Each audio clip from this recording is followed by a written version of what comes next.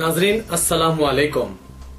सियासत की खबरों में आप सबका इस्तकबाल। वज़ीर-ए-आज़म नरेंद्र मोदी ने फ़लस्तीन के सदर महमूद अब्बास को फ़लस्तीनी कास के लिए हिंदुस्तान की गैर मुतज़लज़िल तायीद का यकीन दिलाते हुए कहा कि हिंदुस्तान इसराइल के साथ पुरअमन बक़ाए बाहम के उसूल पर एक आज़ाद, खुद मुख्तार और मुत्तहिद फ़लस्तीन देखने की उम्मीद करता है। मोदी ने जो जुलाई में इसराइल का दौरा करेंगे, मसला फ़लस्तीन के एक जामे हल की तलाशी की सिमत पेशरफ्त के लिए फ़लस्तीन और इसराइल के दरमियान मुज़ाकरात की आजिलाना बहाली की उम्मीद जाहिर की। वज़ीर-ए-आज़म मोदी ने फ़लस्तीनी सदर अब्बास के साथ एक मुश्तरका प्रेस कॉन्फ्रेंस से खिताब करते हुए कहा कि हम एक ऐसे आज़ाद, खुद मुख्तार, मुत्तहिद और कारगर फ़लस्तीनी मुमलिकत का क़याम देखने की उम्मीद करते हैं जो इसराइल के साथ पुरअमन बक़ाए बाहम के साथ तरक्की व खुशहाली के मनाजिल तय करेगी। इस मसले पर मैं सदर अब्बास से आज मुज़ाकरात के दौरान मुल्क के मौक़िफ़ का इआदा कर चुका हूँ। मोदी ने यहूदी मुमलिकत के मुजव्वज़ा दौरे से क़ब्ल ये रिमार्क किए हैं जिन्हें हिंद और इसराइल के माबीन बढ़ती हुई क़ुर्बत और दोस्ती के पस मंज़र में नुमायाँ अहमियत हासिल हो गई है। मोदी इसराइल का दौरा करने वाले पहले हिंदुस्तानी वज़ीर-ए-आज़म होंगे। सदर महमूद अब्बास ने फ़लस्तीनी कास के लिए हिंदुस्तान की यगानगत पर फ़लस्तीन की तरफ से सताइश व तशक्कुर का इजहार किया। All India Muslim personal law board ने आज सुप्रीम कोर्ट में कहा कि तलाक़ सलासा एतिक़ाद का मामला है जिस पर मुसलमान गुज़िश्ता 1400 साल से अमल करते रहे हैं। चुनांचे इसके दस्तूरी व अखलाक़ी जवाज़ और वाजिबियत का कोई सवाल ही पैदा नहीं होता। इस मुस्लिम इदारे ने तलाक़ सलासा का अयोध्या में लॉर्ड राम की पैदाइश से मुतालिक हिंदुओं के एतिक़ाद से तक़ाबुल किया। सीनियर एडवोकेट और साबिक़ मरकज़ी वज़ीर कपिल सिब्बल ने इस मुक़दमे में मुस्लिम पर्सनल लॉ बोर्ड की तरफ से पैरवी करते हुए सुप्रीम कोर्ट से कहा कि 637 से तलाक़ सलासा पर अमल जारी है जिसको अब गैर इस्लामी कहने वाले हम कौन होते हैं। मुसलमान इस तरीक़ेकार पर गुज़िश्ता 1400 साल से अमल करते रहे हैं। ये एतिक़ाद का मामला है।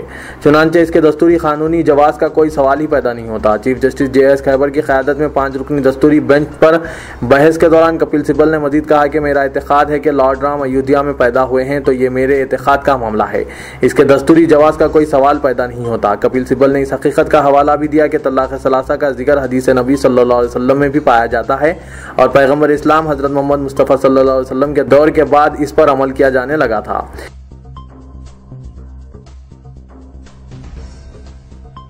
CBI और महकमा इनकम टैक्स की जानिब लालू प्रसाद, सदर RJD और साबिक़ मरकज़ी वज़ीर फाइनेंस P चिदम्बरम के फर्जन कार्जी की कंपनियों पर धावों पर अपोजिशन बरहम हो गई और इसकी मजम्मत करते हुए इसे मरकज़ी हुकूमत की इंतकामी सियासत का नतीजा करार दिया।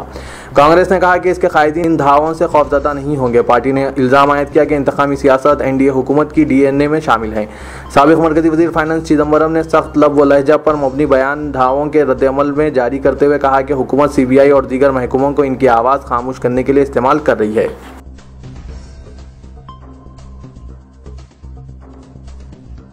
नशीन तेलंगाना वक्फ बोर्ड मोहम्मद सलीम ने मुकामी सियासी जमात की जानिब से एक अहम औक़ाफ़ी जायदाद को मुबैना तौर पर मुकामी बल्दिया के हवाले करने की कोशिशों की मुखालिफत की है। इस सिलसिले में हैदराबाद के रुकन पार्लियामेंट के सिफारिशी ख़त के साथ शहर के एक रुकन असम्बली जो वक्फ बोर्ड के रुकन भी है आज सदर नशीन वक्फ बोर्ड से मुलाकात की। इनके हमरा भैंसा के मुकामी जमात के क़ायद मौजूद थे और इस बात के लिए इसरार किया जा रहा था कि भैंसा में वाक़ कीमती औक़ाफ़ी अराज़ी के तहफ़्फ़ुज़ के लिए वक्फ बोर्ड NOC जारी कर दें।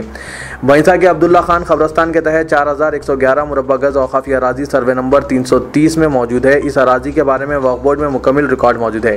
ताहम मुकामी बल्दिया इस अराज़ी पर अपना दावा पेश कर रही है। बताया जाता है कि बल्दिया में अहम ओहदे पर फायज मुकामी जमात के क़ायद ने इस अराज़ी पर तकरीबन 15 मलकियात तामीर कर ली हैं और वक्फ बोर्ड के ओहदेदारों को अराज़ी के सर्वे की इजाज़त नहीं दी जा रही है। मुकामी बल्दिया का यह दावा है कि 1954 में इसने यह अराज़ी हासिल की थी जबकि 1950 के बहानी के एतबार से कब्रस्तान की मौजूदगी का सबूत मौजूद है। दिलचस्प बात यह है कि जिस अराज़ी पर मुकामी बल्दिया की दावेदारी है इसकी कंपाउंड वॉल की तामीर के लिए वक्फ बोर्ड की जानिब से NOC क्यों जारी किया जाए। दरअसल मुकामी सियासी जमात के क़ायद को फ़ायदा पहुँचाने और बल्दियात के तहफ़्फ़ुज़ के लिए NOC हासिल करने की कोशिश है।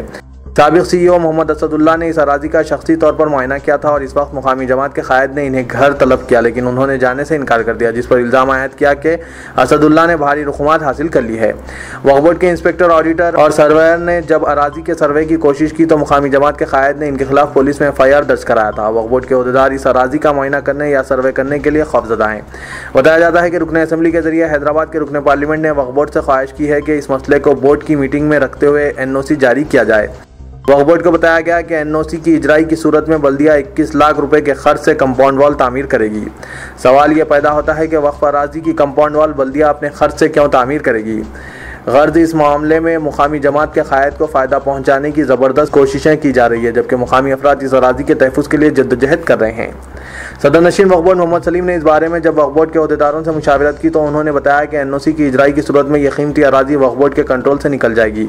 उन्होंने वक्फ रिकॉर्ड और पहानी के एतबार से औक़ाफ़ी अराज़ी के सबूत पेश किए और भैंसा में दौरे के मौके पर पेश आए वाक़यात बयान किए। बताया जाता है कि मोहम्मद सलीम ने कीमती अराज़ी के तहफ़्फ़ुज़ का फैसला करते हुए कहा कि इस मसले पर अगरचे बोर्ड के इजलास में गौर किया जाएगा, ताहम NOC की इजराई का सवाल ही पैदा नहीं होता।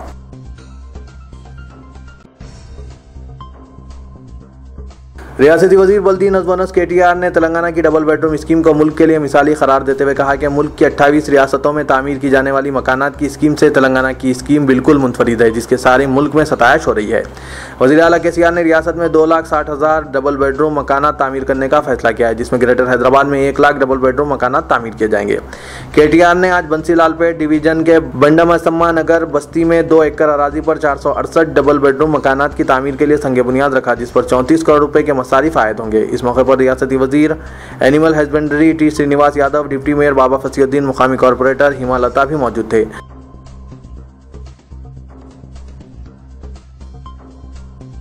आलमी सतह पर हुए साइबर हमले के बाद शहर के तमाम ATM मराकिज़ मुकफ्फल कर दिए गए। ATM मराकिज़ में नकद रकूमात की अदम मौजूदगी के सबब पैदा शुदा हालात के बाद दोनों शहरों में कई ATM मराकिज़ खिदमात अंजाम नहीं दे रहे थे और मुतअद्दिद शिकायत के बावजूद अवाम इस मसले के हल के लिए किसी भी बैंक की जानिब से कोई संजीदा इक़दाम नहीं किए गए, बल्कि मसले को नज़रअंदाज करते हुए खामोशी इख्तियार की जाती रही, जिसके नतीजे में अवाम बैंकों में नकद जमा करवाने से भी इज्तनाब करने लगे हैं। लेकिन गुज़िश्ता 2 दिन के दौरान साइबर हमले के नाम पर ये तमाम ATM मराकिज़ को बंद कर दिया गया, जिसके नतीजे में अवाम को मज़ीद मुश्किलात का सामना करना पड़ा है।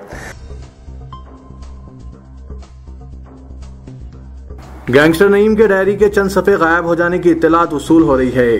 इन पन्नों में पुलिस के आला अहदेदार और सियासी कायदीन के नाम शामिल होने के शुकूक पाए जा रहे हैं। नईम इनकाउंटर के बाद अचानक 5 पुलिस मुलाजमीन की मुअत्तली और 25 पुलिस मुलाजमीन को महकमा जाती नोटिस देने के बाद तहकीकात में अचानक नया मोड़ आ गया है। मसला ठंडा पड़ जाने की तौक़े करने वाले पुलिस के अहदेदार और सियासी कायदीन की दोबारा नींदें उड़ गई हैं। बौसूख ज़राए से पता चला है कि एक साबिक़ DGP पुलिस की जानिब से मुलाजमीन को बचाने या सिर्फ नोटिस देते हुए मसले को रफा दफा करने के लिए दबाव डाला जा रहा है, मगर SIT मसले की तह तक पहुँचने की तैयारी कर रही है। ज़राए से पता चला है कि 3 अरकान असम्बली और 2 अरकान कानून साज़ कौंसिल के अलावा भोंगीर के चंद मुकामी कायदीन के नईम से रवाबित के तार मिल रहे हैं और तहकीकाती टीम इन पर कड़ी नज़र रखी हुई है।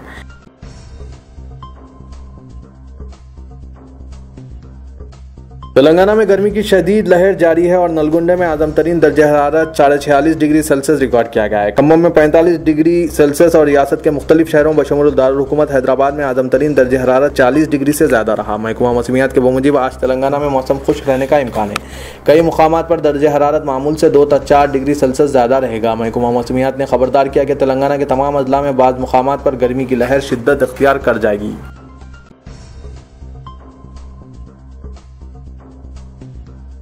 फलकनुमा पुलिस ने सालगिरह तकरीब में पिस्तौल से हवाई फायरिंग करने वाले नौजवान मोहम्मद इब्राहिम बेग उर्फ शोएब को हिरासत में लेकर पूछताछ का आगाज कर दिया और इसके वालिद मोहम्मद अली बेग उर्फ आबिद पाशा मालिक प्रोग्रेस स्कूल व जूनियर कॉलेज और भाई मोहम्मद मुस्तफ़ा अली बेग के लाइसेंस याफ्ता हथियार को भी अपनी तहवील में ले लिया। पुलिस ज़राए ने बताया कि तहवील में लिए गए तीनों हथियार को फॉरेंसिक लैब रवाना किया ताकि ये मालूम किया जा सके कि इन तीनों हथियारों में किस हथियार से सालगिरह तकरीब में फायरिंग की गई। बताया गया है कि जिस पिस्तौल का सालगिरह तकरीब में इस्तेमाल किया गया है वो एक खिलौना पिस्तौल है जिसको चंद दिन कबल खरीदा गया था। मजीद तहकीकात जारी है।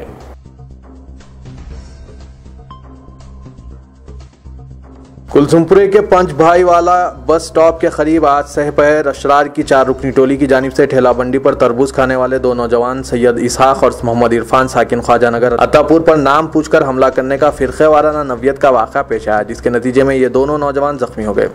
इंस्पेक्टर पुलिस कुलसुमपुरा राम मोहन राव ने बताया कि यह वाक़या सहपहर 4:30 बजे इस वक्त पेश आया जब दोनों नौजवान वहां एक ठेला बंडी पर तरबूज खा रहे थे कि DCM वैन में सवार 4 अफराद भी वहां पहुंचे और इन नौजवानों की जानिब से पार्क की हुई गाड़ी पर एतराज़ करते हुए उलझ गए।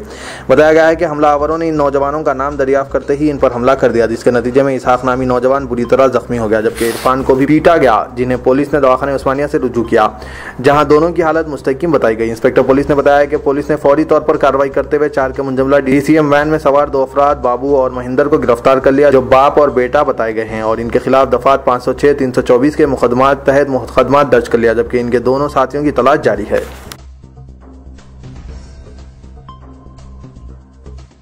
शहर में फाइनेंसर के हौसले अब इस कदर बुलंद हो चुके हैं कि वो रकम की अदम अदायगी पर किसी की बीवी का अगवा करने से भी पीछे नहीं हट रहे हैं।